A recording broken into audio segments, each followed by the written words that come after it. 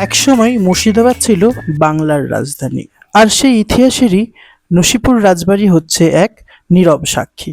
আজ আমি বন্ধুরা তোমাদেরকে ঘুরে দেখাবো মুর্শিদাবাদ জেলায় অবস্থিত লালবাগে নসিপুর রাজবাড়ি। আজ আমরা ঘুরে দেখব এবং জানবো এই মুর্শিদাবাদ জেলার নসিপুর রাজবাড়ির অজানা কিছু ইতিহাস এবং আরো অন্যান্য বিস্তারিত গল্প। তো বেশি না কথা বলেই চলো ভিডিওটা শুরু করা যাক। তার আগে বলে রাখি, হে এভরিওয়ান, আসসালামু আলাইকুম। আমি ওয়াহিদ খান। আজ আমি তোমাদেরকে ঘুরে দেখাবো নসিপুর আমরা রাজবাড়ি। চলে এসেছি নসিপুর রাজবাড়ি। আমরা এখান থেকে শুরু করব আমাদের আজকের ভিডিও। আমরা দেখব, তো চলুন শুরু। ট্যাক্স খাজনা তুলে নিয়ে আসতেন, এর মধ্যে স্টোর করতেন, মাটির স্তরে পুঁতে রাখতেন। আর এটা আগেকার দিনে রোলার, দেখেন এই রোলারটা কি কাজে ব্যবহার করতো? ওদের যে বিরুদ্ধে যায়, যদি কাউকে শাস্তি দিতে যেত, মানুষের পিঠে বেঁধে মানুষকে দিতে নেই, মানুষের সাহায্যে রাস্তা তৈরি করতো।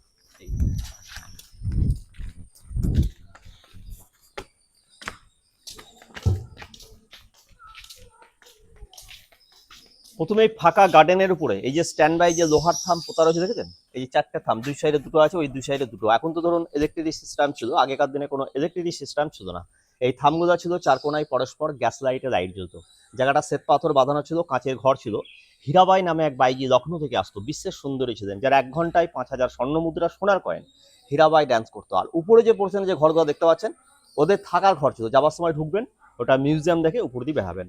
যে জায়গার উপর দিয়ে আপনি হেঁটে আসছেন, এটাকে নাট মন্দির বলা হয়, যাত্রা গান হয়। কিন্তু 250 বছর আগে দেবী সিংহে আমাদের দরবার হতো, বিচার হতো। এখানে কি বলতো, অনেক সিরিয়ালের শুটিং হয়ে গেছে, অনেক সিনেমা শুটিং হয়ে গেছে।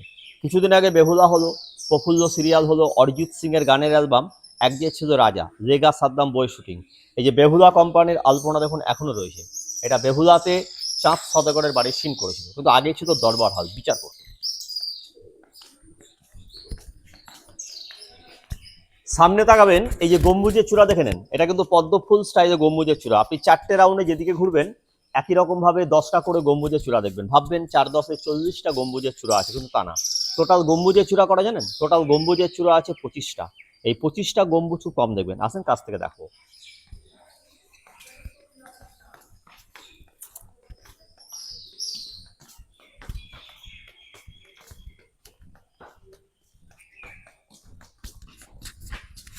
ওই যে সামনে একটা বড় ঘর, টিনের গেট, ওটা ছিল কায়েতখানা, দেখে নেন জেলখানা। যে প্রজারা খাজনা না দিতে পারতো, ট্যাক্স না দিতে পারতো, ওদের বিরুদ্ধে যায় হতো, ওই কায়েতখানায় বা জেলখানায় বন্দি রাখতো।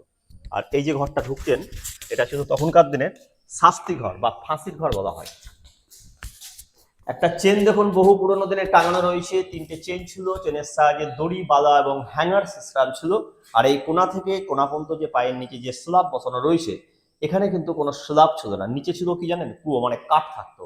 মানে দড়িটা যখন গলায় পরিয়ে দিত, কাঠটা সরিয়ে নিত, তখনই ফাঁসি কাটে ঝুলে যেত।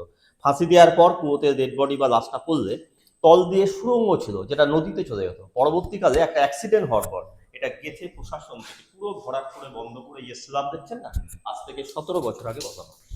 আসুন কিছু ছবি দেখাবো, কিছু মন্দির।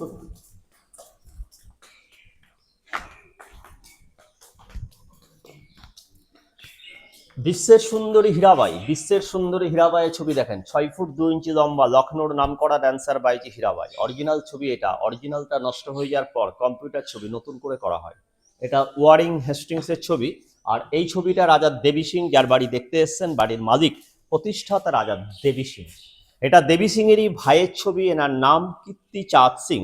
এটা ভূপেন্দ্র নারায়ণ সিং, দেবী সিং এর বংশধর। আর ইনাদেরই বংশধর জীবিত আছেন। ভাবছেন এটা সরকারি, তা না, প্রাইভেট বাড়ি। আপনারা যে টিকিট কাটছেন, এই টিকিটের পয়সায় স্টেটটা চলছে। নবাবী আমলে কাজ দেখেন। আজ থেকে 250 বা 300 বছর আগে কোনো মেশিনারি বা পাথর কাটা যন্ত্র ছিল না। একটা পাথরের পিসকে দেখুন হাতে কেটে কেটে ছেনি হাতুড়ির সাহায্যে কি নিখুঁতভাবে কাজটিকে তৈরি করে। এটাকে বলা হয় কি জানেন? মোগল যুগে জাফরির কাজ। এই কাজটি আপনি আগ্রার তাজমহলে গায়ে পাবেন, ফতেপুর সিক্রিতে পাবেন, রাজস্থানে পাবেন, জয়পুরে পাবেন। একটা পাথর কেটে কেটে তৈরি, এবং তৈরি করতে করতে একটা খোপ যদি ভেঙে যেত, পুরো স্ল্যাবটাই বাদ হতো, আবার তাকে নতুন করে করতে হতো। আগেকার দিনে রাজা নবাবদের নিয়ম ছিল, কাজ করিয়ে নিত, সারা জীবনে খরচাও দেওয়া হতো, কিন্তু হাতের কবজি বুড়ো আঙুলটা কেটে নিয়েছিল, পরবর্তী জায়গায় না তৈরি করতে পারে। ভিতরে মন্দির আছে, রামচন্দ্র দেবের মন্দির, যে অষ্টধাতুর মূর্তি আছে, সোনার জলকরা। আর এটা দেবী সিং এরই বংশধর, ইনি মারা গেছেন। ইনারই ছেলে এখনো জীবিত আছেন, কলকাতা বাজিগঞ্জ গোলপার্কে থাকেন, অষ্টম পুরুষ বংশধর, তার নাম রঞ্জয় সিং। পাশে একটা পঞ্চম জজের ছেলে।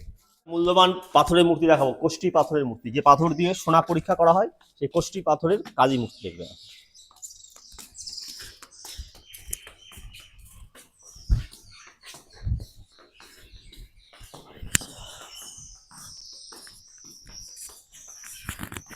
এটা কোষ্ঠী পাথরের, খুব দামি পাথরের মূর্তি, কোষ্ঠী পাথরের কালী মূর্তি, যেটাকে পানিপথ থেকে এনেছিলেন। আপনাদের সব জায়গায় কালী দেখবেন, কালীর জিভ থাকে পায়ের তলায়, শিব থাকে। কালীর কোনো জিভ নেই, পায়ের তলায় যে শিব থাকে শিব নেই। দেখুন পিছনে ধাতু দুটো দেখুন। দর্শক বন্ধুরা, আপনারা দেখলেন আমাদের যিনি গাইড ছিলেন তিনি আপনাদেরকে সবটাই বললো। বিস্তারিত আপনারা দেখতে পাচ্ছেন এখানে সবটাই মন্দির রয়েছে। মূলত এই রাজপ্রাসাদ বা এই রাজবাড়ি যাই বলি না কেন, এটা টোটালি কিন্তু মন্দির বেশিরভাগ রয়েছে এটার মধ্যে। বাকি ওপরে মিউজিয়াম রয়েছে, মিউজিয়ামটি আপনাদেরকে দেখাবো। আশা করি ভিডিওটি ভালো লাগবে। ভিডিওটি ভালো লাগলে কি করতে হবে আপনারা সকলেই জানেন, লাইক করতে হবে, কমেন্ট করতে হবে, শেয়ার করতে হবে, আর চ্যানেলটিকে ফলো করে দিতে হবে। তো চলুন দেখা যাক।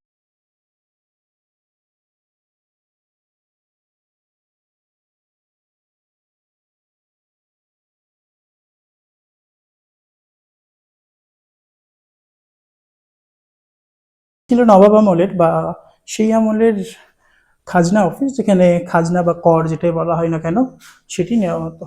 এখন হচ্ছে এখানে অনেকগুলো চিত্র প্রদর্শন করা হয়েছে, যেটি আপনাদেরকে আমরা দেখাচ্ছি। বিভিন্ন সুন্দর সুন্দর চিত্র রয়েছে। তাছাড়াও আরও পুরনো যেগুলো ব্যবহৃত জিনিস সেগুলো রয়েছে। তার মধ্যে আমি এখানে দেখতে পাচ্ছি বন্ধুরা, যেটি রয়েছে সেখানে সম্ভবত এখানে পুরনো দিনে যে কাগজপত্রগুলো ব্যবহার হয়েছে বা এই দলিলপত্র যেগুলো ছিল সেগুলো এখানে সহিত রয়েছে এবং লক করা রয়েছে।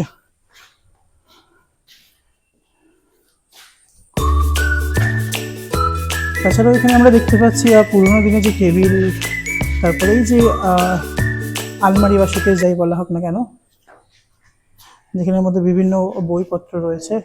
রয়েছে আপনার আরও বিভিন্ন জিনিসপত্র যেগুলো আপনাদেরকে দেখাতে পাচ্ছি আমি। এখানে রয়েছে যে পুরনো খাজনা সমস্ত বই যেগুলো ছিল সেই খাজনা বই। এখানে রয়েছে খতিয়ান সমস্ত, যেখানে খতিয়ানগুলো, তাছাড়াও আরও অন্যান্য ছবি। এখন হচ্ছে আমরা সরাসরি উপরের দিকে চলে যাব।